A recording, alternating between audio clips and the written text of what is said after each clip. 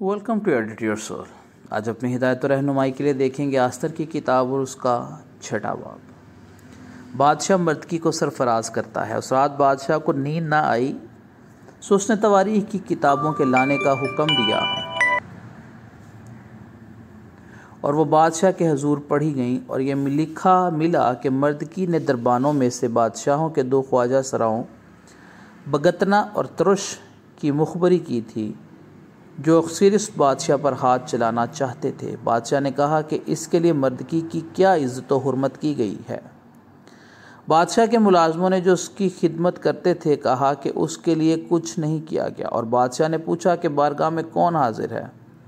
उधर हामान शाही महल की बैरूनी बारगाह में आया हुआ था कि मर्दकी को उसकी सूली पर चढ़ाने के लिए जो उसने उसके लिए तैयार की थी बादशाह से अर्ज़ करे। सो बादशाह ने मुलाजमों से उससे कहा, हजूर बारगाह में हामान खड़ा है। बादशाह ने फरमाया उसे अंदर आने दो।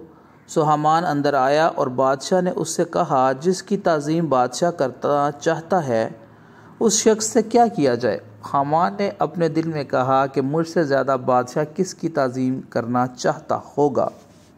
सो हामान ने बादशाह से कहा कि उस शख्स के लिए जिसकी ताज़ीम बादशाह को मंजूर हो, शाहाना लिबास जिसे बादशाह पहनता है और वो घोड़ा जो बादशाह की सवारी है और शाही ताज जो उसके सर पर रखा जाता है लाया जाए। और वो लिबास और वो घोड़ा बादशाह के सबसे आला नसब उम्रा में से एक के हाथ में सुपुर्द हों, ताकि उस लिबास से उस शख्स को मुलब्बस करें जिसकी ताज़ीम बादशाह को मंजूर है, और उसे उस घोड़े पर सवार करके शहर के शाहराह आम में फिराएं और उसके आगे आगे मनादी कराई जाए कि जिस शख्स की ताज़ीम बादशाह करता है उससे ऐसा ही किया जाए।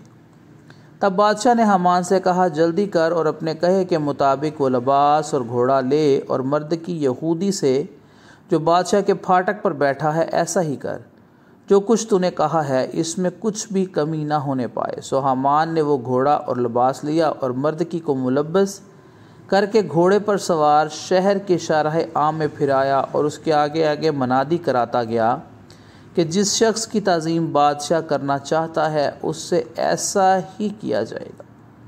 और मर्दकी ने फिर बादशाह के फाटक पर लौट आया, पर हामान अज़रो और सर ढांके हुए जल्दी जल्दी अपने घर गया। और हामान ने अपनी बीवी ज़रिश और अपने सब दोस्तों को एक बात जो उस पर गुजरी थी बताई। तब उसने दानिशमंदों और उसकी बीवी ज़रिश ने उससे कहा, अगर मर्दकी जिसके आगे तू पस्त होने लगा है यहूदी नस्ल में से है तो तू उस पर गालिब ना होगा, बल्कि उसके आगे ज़रूर पस्त होता जाएगा। हामान को सज़ाए मौत दी जाती है। वो उससे भी बातें कर ही रहे थे कि बादशाह के ख्वाजा सरा आ गए और हामान को उस जश्न में ले जाने के लिए जल्दी की जिसे आस्तर ने तैयार किया था। खुदा उनके ज़िंदा पाक कलाम के पढ़े और सुने जाने पर उसकी ख़ास बरकत और रहमत हो। आमीन।